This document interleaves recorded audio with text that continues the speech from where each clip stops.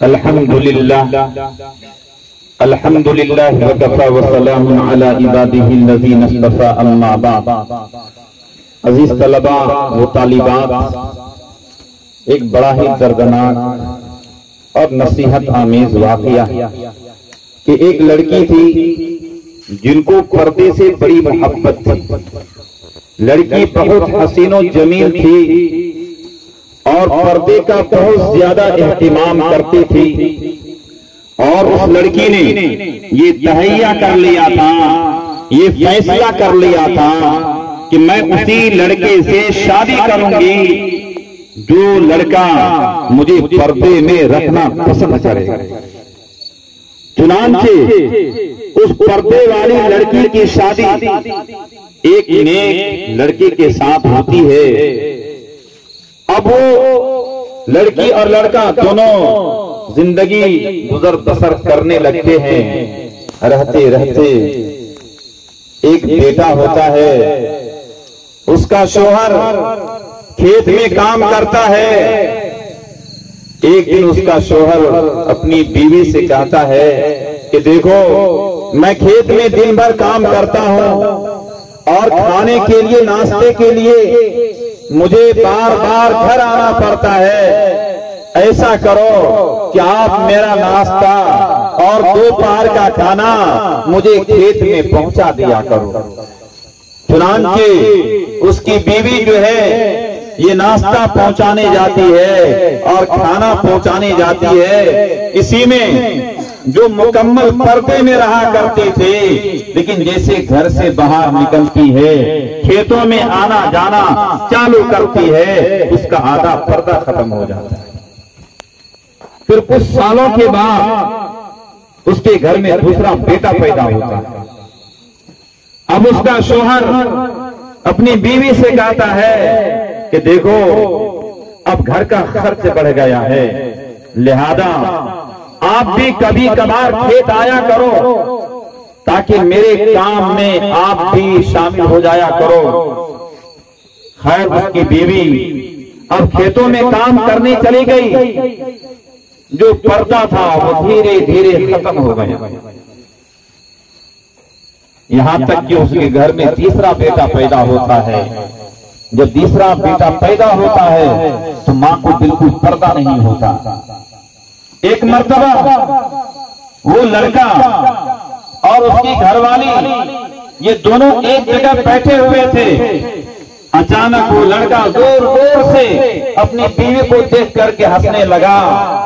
वो लड़की कहती है कि आप मुझे देख करके क्यों मुस्कुरा रहे हैं, आप मुझे देख करके क्यों हंस रहे हैं। वो लड़का कहता, देख, तू वही लड़की है जो शादी से पहले कहा करती थी कि मैं उसी लड़के से शादी करूंगी जो लड़का मुझे पर्दे में रखना पसंद करेगा। आप पर्दे का बहुत एहतिमाम करती थी, लेकिन आज तेरा पर्दा कहां गया, तेरा पर्दा कहां गया। ये सुनकर के वो लड़की अपने शौहर से कहती है, अच्छा, आपको पर्दा और बेपर्दा देखना है तो आप ऐसा कीजिए कि किसी कमरे में जाकर के छुप जाइए। अब उसका शौहर एक कमरे में जाकर के छुप जाता है। छुपने के बाद अब वो औरत जो है अपने सर को खोदती है, कपड़े को फाड़ती है, जोर जोर से चिल्लाने लगती है, जोर जोर से चीखने लगती है। उसका बड़ा बेटा आता, पूछता कि अम्मी क्या हुआ, क्या हुआ। तो वो औरत कहती है कि देख बेटा, तेरे बाप ने मुझे बहुत मारा है, तेरे बाप ने मुझे बहुत मारा है। वो बड़ा बेटा अपनी माँ से कहता है कि माँ, मारने वाला कोई और नहीं है, वो तो आप ही के शौहर है, वो तो मेरे अब्बू है, लिहाजा अगर अब्बू ने मारे हैं तो आपको बर्दाश्त करना चाहिए। अब वो औरत चीख रही है, चिल्ला रही है। इतने में दूसरा बेटा आता और पूछता है कि मेरी माँ, आप क्यों रो रही है। वो माँ कहती है कि देख बेटा, आज तेरे अब्बू ने मुझे बहुत मारा है। इतना सुन करके दूसरे नंबर के बेटे को बड़ा गुस्सा आता है। हर वो गुस्सा करता लेकिन वहां से चले जाता है। वो औरत रो रही है, सर पीट रही है। इतने में तीसरा बेटा आ जाता है और मां को रोते हुए देख करके वो तीसरे नंबर का बेटा, छोटा बेटा, अपनी मां से पूछता है कि मेरी मां क्या हो गया आपको? मां कहती है कि आज मेरे अब्बू ने मुझे बहुत मारा। इतना सुनना था कि वो छोटा बेटा फौरन लाठी हाथ में लेता और अपनी मां से कहता है कि मेरी मां, भला जो आपको मारे वो मेरा बाप नहीं हो सकता है। कहां है मेरा बाप? मुझे बतलाओ, मैं जरूर आपका उनसे बदला लूंगा। अब वो लड़का, वो बेटा लाठी लेकर के बाप को तलाश करने लगता है। अजीज तलबा, वो तालिबा, वो मां उस बेटे को शांत कराती है, फिर अपने शोहर के पास जाती है और जाकर कहने लगती है कि देख लीजिए ना आपने, पर्दा और बेपर्दा, जब तक आपने मुझे पर्दे में रखा था तो एक लड़का पैदा हुआ था, उसका किरदार आपने देख लिए कि उसने मेरी भी इज्जत का लिहाज किया और आपकी इज्जत का भी लिहाज किया।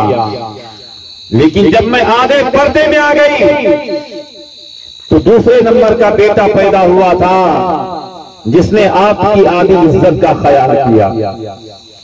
और तीसरे नंबर का बेटा ये उस वक्त पैदा हुआ था जब मैं बिल्कुल पर्दे से बाहर आ गई थी और जिसने तो आपकी इज्जत का बिल्कुल जनाजा ही निकाल दिया, जिसने आपकी इज्जत का पर्दा ही खत्म कर दिया।